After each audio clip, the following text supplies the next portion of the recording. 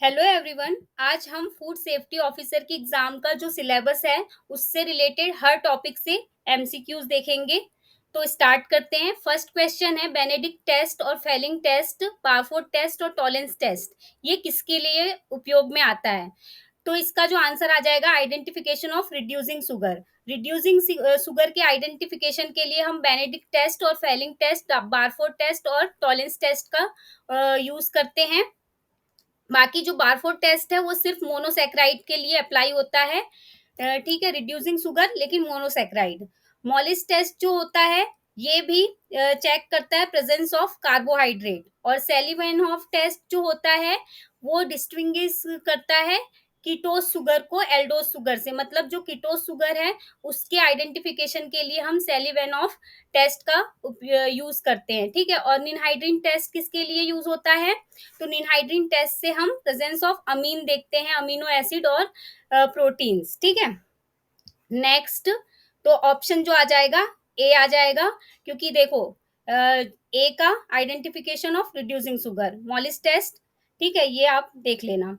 Next, common adulteration which can be detected in saffron. Saffron में जो common adulteration होता है हम देखते हैं coloured dried tendrils of maize cob. Maize cob जो होते हैं उसकी टेंड्रिल्स होती है, उसको कलर्ड कर दिया जाता है और एडल्ट्रेशन किया जाता है सेफ्रन में। ठीक है, इसीलिए आंसर आ जाएगा A. Next, CAC stands for. CAC stands for codex alimentarius commission. ठीक है, अच्छा, कोडेक्स एलिमेंटेरियस कमीशन जो है वो 1963 में फॉर्म हुआ था। ठीक है, और अच्छा इसका फुल फॉर्म बताओ। CCSCH, codex committee on spices and culinary herb.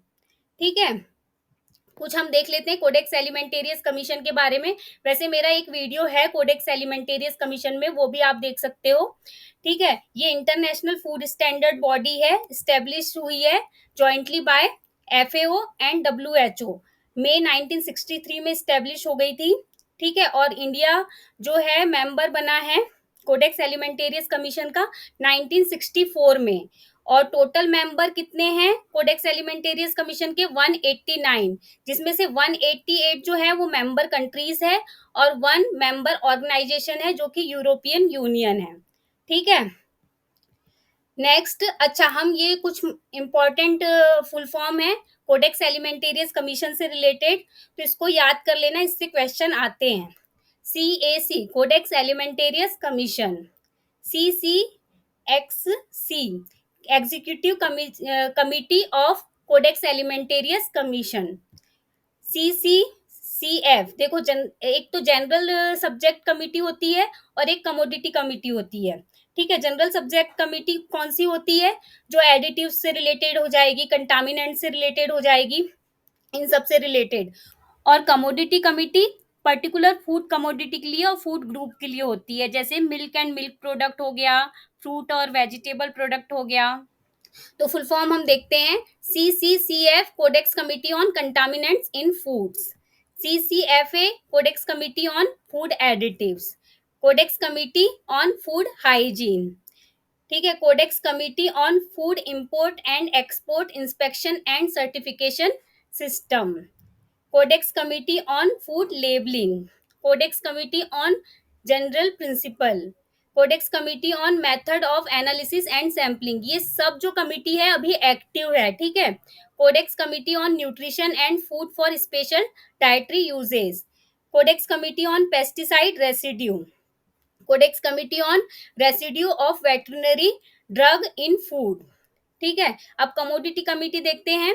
Codex committee on fish and fishery product. Codex committee on fresh fruits and vegetable. Codex committee on fats and oil. Codex committee on spices and culinary herb. ठीक है, अब ये देखो, ये क्या है? Coordinating committee है। Coordinating committee ये रीजन के हिसाब से होती है। ठीक है, तो coordinating committee for Africa, Africa reason जो होगा उसके लिए। Coordinating committee for Asia, coordinating committee for Europe, coordinating committee for Latin America and Caribbean, coordinating committee for north America and south west Pacific, coordinating committee for near east. ठीक है, तो India किस में आता है? इंडिया आता है coordinating committee for Asia में आता है। ठीक है, और रीजनल कोऑर्डिनेटर कौन है? अभी चाइना है। ठीक है, और जो कोडेक्स कॉन्टेक्ट पॉइंट है इंडिया में वो है food safety standard authority of India. अच्छा, और क्या इंपॉर्टेंट है?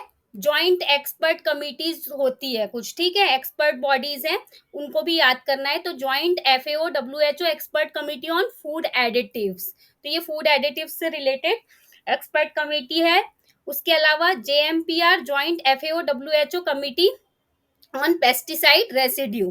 ठीक है, joint expert FAO WHO expert meeting on microbiological risk assessment. ठीक है, और JEMNU, joint FAO WHO expert meeting on nutrition. ठीक है, ये सब याद रख लेना, बहुत इंपॉर्टेंट है। Next, the food safety and standard act 2006 received the ascent of president on, ये मैं बहुत बार बता चुकी हूँ लेकिन ये रटना है इसीलिए मैं बार बार पूछती हूँ। तो 23 अगस्त 2006 में। ठीक, next, food safety and standard authority of India is a statutory body under the administration of, किसके एडमिनिस्ट्रेशन में आती है, कौन सी मिनिस्ट्री में आती है? तो ministry of health and family welfare. ठीक है, next, head office of FSSI is located at, कहाँ पर है हेड ऑफिस? न्यू दिल्ली में। नेक्स्ट, एट प्रेजेंट चेयरपर्सन कौन है एफएसएसआई के? तो श्री अपूर्व चंद्र आईएएस जो हैं वो हैं अभी चेयरपर्सन। अच्छा, और अभी जो सीईओ कौन है अभी एफएसएसएआई में, चीफ एग्जीक्यूटिव ऑफिसर? तो श्री जी कमला वर्धना राव जी हैं अभी। ठीक है, next, risk assessment means a scientifically based process consisting of which of the following steps. ठीक है, रिस्क असेसमेंट में कौन कौन सी स्टेप्स यूज होती है? हैजर्ड आइडेंटिफिकेशन, फिर कैरेक्टराइजेशन, एक्सपोजर असेसमेंट और रिस्क कैरेक्टराइजेशन, ये सभी स्टेप्स यूज होती है, इसीलिए आंसर आ जाएगा all of the above. Next, which chemical is released in body in response to allergen? देखो कौन सा केमिकल रिलीज होता है? हिस्टामीन, एलर्जन के रिस्पॉन्स के लिए, तो आंसर आ जाएगा histamine. Which of the following is not a part of risk analysis? Risk analysis में क्या होता है? रिस्क असेसमेंट होता है, रिस्क कम्युनिकेशन होता है और रिस्क मैनेजमेंट होता है, लेकिन रिस्क प्रिवेंशन नाम की कोई चीज नहीं होती, इसीलिए ऑप्शन डी हट जाएगा। Next, which of the following preservative shows bleaching action towards coloured juice? देखो कलर्ड जूस जो है उसमें हम सल्फर डाइऑक्साइड का यूज नहीं करते, क्यों? क्योंकि ये ब्लीचिंग एक्शन शो करता है। Next, which of the following is not the house hold preservation technique? देखो प्रिजर्वेशन में हम पिकलिंग यूज करते हैं, पिकलिंग के थ्रू हाउस होल्ड लेवल में प्रिजर्वेशन करते हैं, स्मोकिंग से भी करते हैं और डिहाइड्रेशन भी करते हैं से भी करते हैं, लेकिन लायोफिलाइजेशन जो है वो हाउस होल्ड लेवल में प्रिजर्वेशन टेक्निक नहीं यूज होती। ठीक है, next, the theme of world food safety day in 2023 क्या थी? ठीक है, फूड स्टैंडर्ड सेव्स लाइफ, ये जो थी ये थीम थी। और अभी 2024 की थीम क्या है? Prepare for the unexpected. ठीक है, next, as per FSS regulation pigment और colourant for use in plastics in contact with food products and drinking water shall conform to. देखो जो फूड प्रोडक्ट की पैकेजिंग में प्लास्टिक्स यूज होते हैं उसमें कुछ कलरेंट और पिगमेंट मिलाए जाते हैं, तो उन वो जो पिगमेंट और कलरेंट होते हैं उनको कौन से आईएस स्टैंडर्ड को फॉलो करना होता है, कंफर्म करना होता है, ये क्वेश्चन पूछ रहा है। तो आंसर आ जाएगा आईएस स्टैंडर्ड 9833, इंडियन स्टैंडर्ड 9833 को कंफर्म करना पड़ेगा।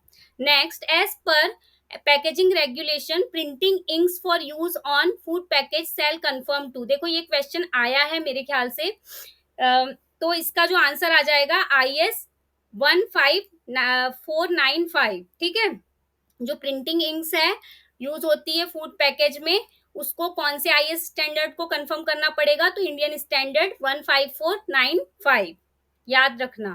Next, the standard plate count is not applicable to. देखो स्टैंडर्ड प्लेट काउंट जो है वो एप्लीकेबल नहीं होती उन फूड प्रोडक्ट के लिए जो जिसमें माइक्रोबियल काउंट बहुत ज्यादा होता है। तो जो रॉ फूड होता है उसमें माइक्रोबियल काउंट ज्यादा होता है, इसीलिए फ्रेश फ्रूट और वेजिटेबल के केस में ये काउंटिंग, ये जो स्टैंडर्ड प्लेट काउंट है वो एप्लीकेबल नहीं होगा।